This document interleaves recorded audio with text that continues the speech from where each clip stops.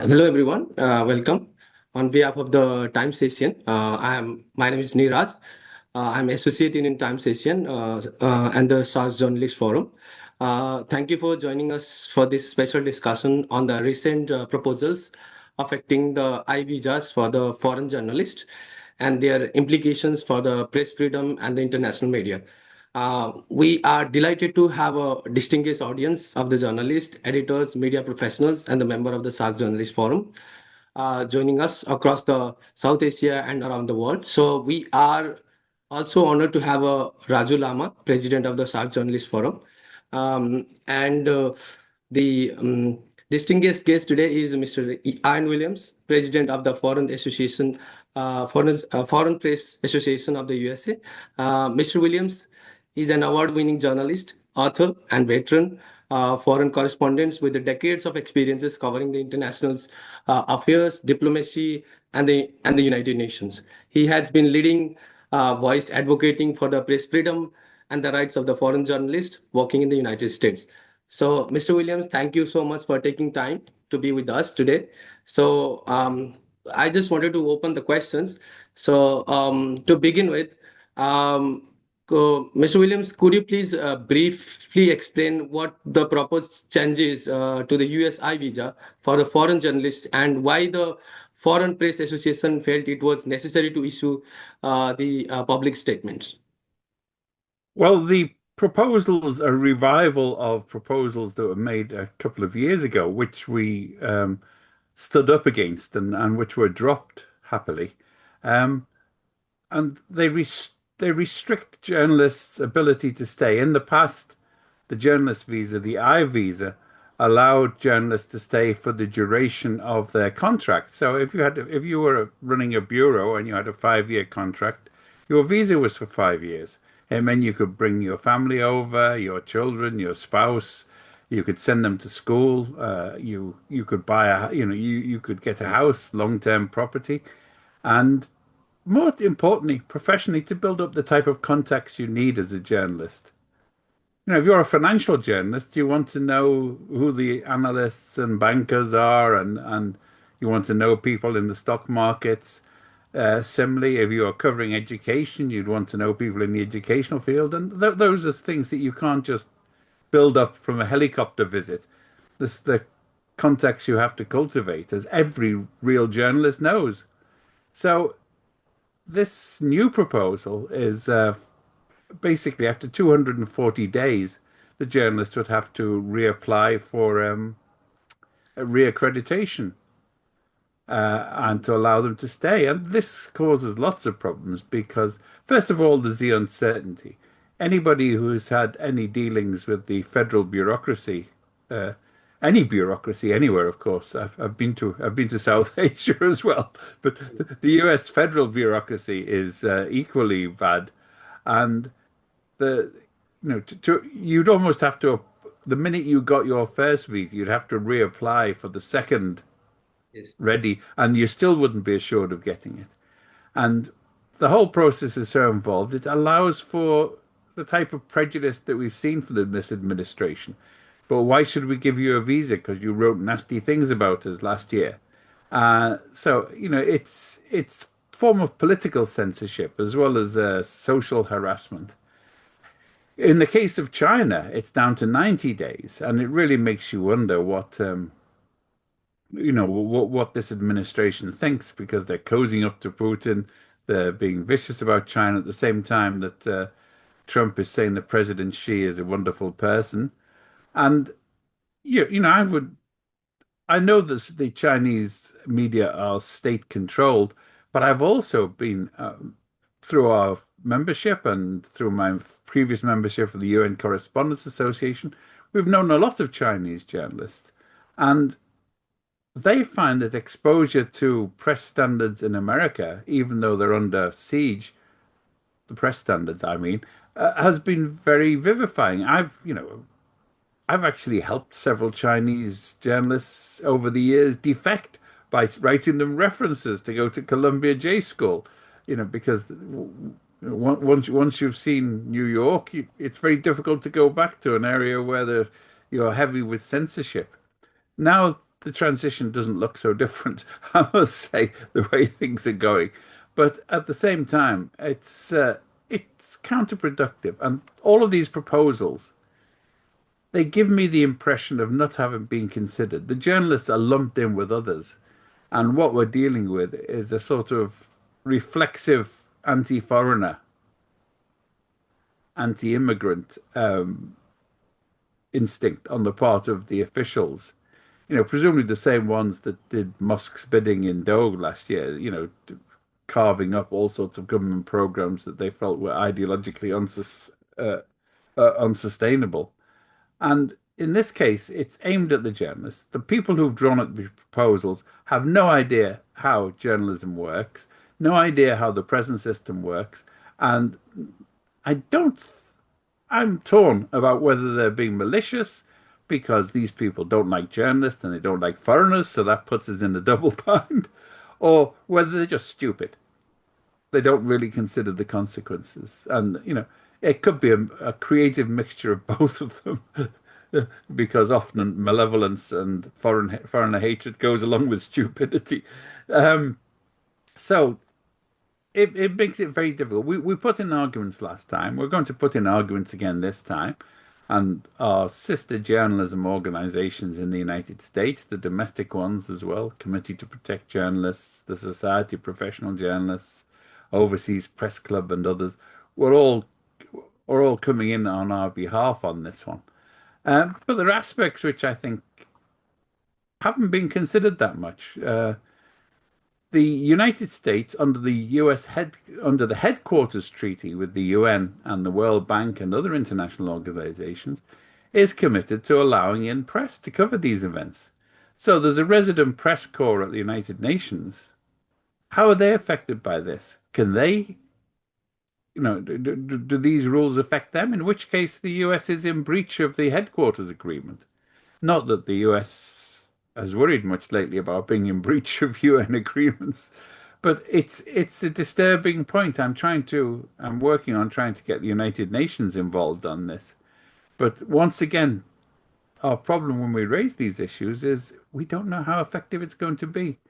That this administration has not been very reasonable. So my hope is that we can get major domestic institutions like Wall Street and the educational establishments to militate against it. Certainly, the journalists have not been considered separately. They've been lumped in with students and similar visitors. So, in a sense, the educational establishments, the universities, Princeton, Yale, Berkeley, and the rest of them have more leverage than clout in Washington than we do. But on the other hand, this administration is not very partial to academics and intellectuals either, is it? So, there's multiple prejudice. And so hopefully if they manage to raise legal objections and get into court, then we can ride on the back of that. But the journalist visa is a complicated issue and it needs close and sensitive examination. And mostly that's how it's been done so far. There have been exceptions, but in general, the people like the foreign press centers of the US and the State Department have understood that they want foreign journalists to cover the United States. It's good for the United States. It's good for the stock market that people are here covering it. It's good for education and Hollywood that people are here covering them from foreign countries. They want an export market. They do know that there's a world out there beyond the Statue of Liberty. But it's getting very difficult to talk sense into Washington. We'll try. We'll try. We will Okay, have our. William, I want to add one question. In our previous conversation, you told that previously also U.S. government had want to implement these kinds of clauses, isn't it? And the foreign press associations and many journalist associations have demonstrated against it or plead to remove these things. So this time also, foreign press association and other journalists will go against this decision, or what will you will do? Pardon? The last question? No, I mean to say that foreign press association and other journalist association organization, they will go against this decision, or what they will do?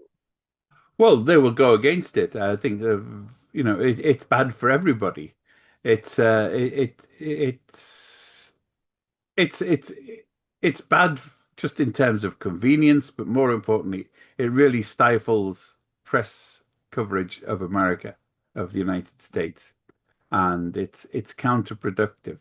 If the idea is to give people a good impression of the United States, which is what the State Department has been doing for years, we have to remember that ever since World War II, the State Department has actually been very helpful to journalists. I mean, I have my difficulties with the United States sometimes, and the Democratic Secretary of State Madeleine Albright was trying to find out what my visa status was at one point because I was writing things that she didn't like. So it's not unique to this administration. But they realized that it was good to have journalists here and you had to sort of be flexible with the rules. So, in my experience, for example, in New York, the heads of the Foreign Press Center appointed from the State Department were often Republican political appointees, but they're also very, very good. They allowed our colleagues from Xinhua in China, from Pravda in Russia, and provided them with every facility to write what they wanted without any censorship at all. That if they wanted to do a story mocking the US Constitution, the Foreign Press Center would help them get the researchers for it. I don't think this administration is capable of such detachment because they don't realize that there is journalism beyond Fox. Okay. Thank you. Um, Williams, you covered like these changes affect the daily work of the foreign correspondents, especially covering the U.S. news, especially diplomacy and international affairs. So, could these restrictions discourage in-depth and investigative reporting, especially those who are covering the U.S. news and the United Nations in the future? Well, yes, of course, it's got to have an inhibiting effect because if if you have your spouse and children here, you've got a house, you're going, and you don't know whether in 6 months' time they will give you a visa or not. Yes. So you're faced with almost deportation Yes. or at least a huge disruption in your life. And that preys on people's minds. Some of us are what you might call kamikaze types who sort of will crash on the deck of the aircraft carrier to prove a point. Not all of us. Most of us, we're in this. We're in this not for a crusade, but to make a living. It's a calling. It's rather than it's not a call to martyrdom, although some of us might be pushed to that point. So they are. It's going to inhibit anybody. They're going to be looking over their shoulders when they write something or they interview somebody. Can I ask that question? And I know this. I mean, under a relatively benign regime, I've been pulled aside for asking inconvenient questions. Not wrong questions, just inconvenient. The ones that the politician or the business person concerned doesn't want to hear. So, the media is already tame enough here without taming it even more. And foreign journalists have actually been very good over the years at asking questions that their American colleagues don't, out of habit or fear. Um, Yeah. but they've raised questions from a different angle, perhaps for being kind, that the American colleagues don't always see just what until you actually get into the US system, it's actually very difficult to realize how completely illogical some parts of it are. It takes an outside detachment. The idea that of the current American health system is abhorrent to almost everyone else in the world, wherever they come from. But Americans tend to take it for granted. The idea that you can have armed thugs wandering the streets, pulling people from cars and shooting them at random is, even as Britain and France and other places have got worse, it's a bit difficult for them to take. But here it's taken for granted. It happens so often. So it's actually good for America to have foreign journalists coming and putting a different light and a different perspective on events here. Yeah. Foreign Press Association state on this proposal and statements. Uh, the recent changes are, basically the contrary to the spirit of the First Amendment. So, could you explain that a little bit to our viewers? Especially, I mean, the journalists become reluctant to publish the critical reporting if they fear of the future visa complications. So, could you please explain a little bit about what the spirit of the First Amendment and how it contrary to the these proposals?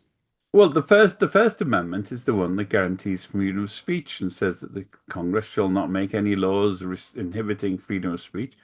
Of course, it's been ignored a lot, because you've got freedom of speech unless you're sort of anti-Christian, pro-communist, pro-China, whatever, and then you'll find that your freedom of speech is not quite as great as you thought, but it is substantial enough to allow people to operate. People can say things here, and one of the things in the shared tradition we have, and I think India as well as Britain and America, is there's a concept of a loyal opposition. Yes. That it's quite possible to disagree without being a traitor. I think that's the core of it. And it's it is one of the things that still holds vestigially, perhaps, in America. So this inhibits it. It really does. There are people throughout this administration is saying you can't say what your true feelings are about Charlie Kirk, for example. Yes. Who, as you know, was the right-wing MAGA person who was assassinated. And I mean, I found a thoroughly despicable, detestable character, but for saying so on his death, I would be pilloried and they would challenge my visa if it came up, I'm sure.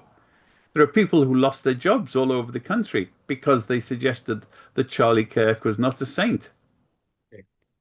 And for those of us who went a bit further and said he was in fact a devil with horns and a tail, there is a special place in hell, no doubt.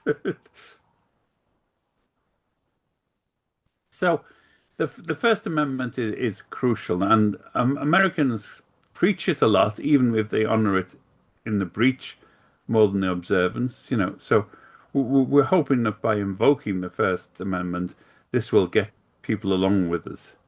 But then the second bit is the sort of freedom of movement about nobody's going to directly threaten. Well, they are, in fact, but nobody is, officially saying that you can't write things and you have to put it through the government censor. But it's even worse in a way because at least the censor tells you what he's going to allow and what he isn't going to allow. Whereas with Mhm. this pervasive, it's whatever stray MAGA character in the bureaucracy decides they don't like, as we've seen with museums. The exhibits which are censored because someone somewhere doesn't like them. And how can you argue against a sort of nebulous spirit of prejudice and xenophobia? Yes. But on the other side, supporters of these changes argue that every country has a sovereign right to strengthen the immigration controls and protect the national security. So, how do you respond to this perspective? Oh, yes, indisputably, every country has the right, and many countries. I mean, when I went to India, for example, I had to submit for visa proposals, etc. Um, and many other countries just won't allow journalists in. The US is getting close to this, but the big issue here is how do you have to reconcile your extension of freedoms to the foreign press and your own people. If foreign journalists are inhibited and breach of the First Amendment, then local journalists will be shortly afterwards. And yes, you're allowed to control immigration, but there are other provisions under international human rights obligations. Well, as I mentioned, for example, the United Nations. The US is committed to allow media representatives to come and represent the United Nations and other international organizations, presumably like the Pan American Congress and uh, the other bodies that are based in the US, the World Bank, the International Monetary Fund. These are all bodies which the US has treaty obligations to allow. And then, of course, the US can hardly complain about Chinese media restrictions in Hong Kong and Beijing if it practices the same here. I mean, and Americans, I think that they should be held to higher standards, and it's abysmally failing in this case. It's making the United States look like a banana republic, dependent upon the caprices of the ruler. That you have mentioned about the Indian medias also, they are also struggling to fight against the freedom of expression. So, is there any practical way to balance the national security, immigration policies, and principle of free press? So, is there any examples in the in the past that any countries, done by balancing those national interests also and also protecting the freedom of press? Oh yes, I mean, well, since we mentioned it, Taiwan is an example. There are tables of people who are of countries for their treatment of the press and freedom of expression.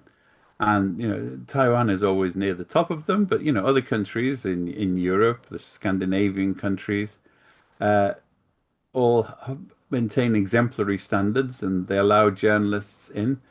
But it's, how should we say, it's the intention. There's a lot of this, it's the execution of the principles. So if, for example, the US said, well, journalists here should be examined annually to check that they're still genuine, that they're here legitimately, that they're still performing their function as journalists, and they're not acting as spies or running grooming networks or whatever. That's legitimate. But the way these are written out, it means it applies to everybody and it's imperfectly assessed. So we don't know what the criteria is or who's judging the criteria, and there's no appeals for it as well. So I could live with all of this if there was a genuine independent appeals tribunal, if we could go to a judge or a panel of judges better, because judges can be bought, as we've seen at the moment.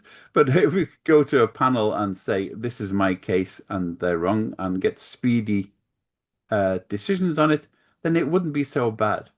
But that's part of the point. 240 days to apply for renew in a notoriously slow bureaucracy with an administration that is very prejudicial and is not afraid of showing its prejudices and expressing them. That's a very dangerous combination.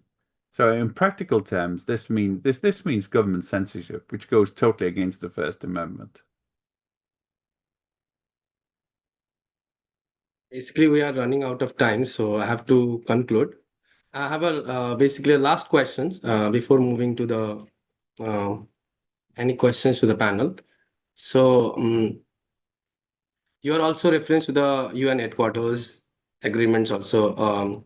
Could these proposal create the challenges for the journalists covering the UN and other international institutions based in New York? And another question is basically, do we worry about the other governments, other countries' government also um, implying these kind of restrictions, or I mean similar restrictions on the foreign journalists, because these changes could impact America's international reputation as a country that has traditionally championed for the freedom of press. So how do you see that? Um, well, exactly in both cases, this could very well affect the United Nations correspondents, who, actually have offices and bureaus in the UN. Uh, Something as complex as the UN, it's a bit like the stock markets. It's not something you can cover on a flying visit. It's something you have to be there. You have to build the contacts. You have to build the expertise and the sort of to know your beat as a journalist, which is why it's so important. And of course, then it comes to the question of the prejudice or otherwise. You have For example, if you covered the United Nations and continually highlight the fact that the US is one of the biggest deficit runs the biggest deficit with the UN, the fact that the US is consistently flouting UN obligations, the fact that the US is covering for people who commit war crimes when it suits them. If you cover that, then you're laying yourself open. They might well make it difficult. As you know, I said I didn't write rude things. I wrote accurate things about Madeleine Albright, and she immediately got the State Department checking on my visa status and whether I was entitled to write rude things about her. And so that was a relatively benign and liberal administration. So yeah, I think my fears are for the worst now. It's not going to get it's not going to improve. It's, as I said, it's the execution. If we assume that people of goodwill are behind these, regulations are can be flexible. But when the people behind them are being malicious and malevolent, then that flexibility comes back and hits yourself. And the I visa is something that has to be flexible because it covers anything from somebody coming in to cover a football match in the world, and covering long-term economic and political developments. So it really does have to be flexible, because it's the same visa, whether you're coming in to cover a pop concert or whether you're coming in to cover the General Assembly or whether you're coming in to cover the United Nations or Congress and the White House. All of these are encompassed in the same visa. So yeah, maybe there's creative room for, dicing and slicing the visa and getting different circumstances, different ones for flying visits and different ones for, semi-permanent or, temporary residence. There's room there, but nobody's talking. Nobody's talking. They are just sitting there in their ignorance, almost pulling nasty ideas out of a hat and seeing how they could go.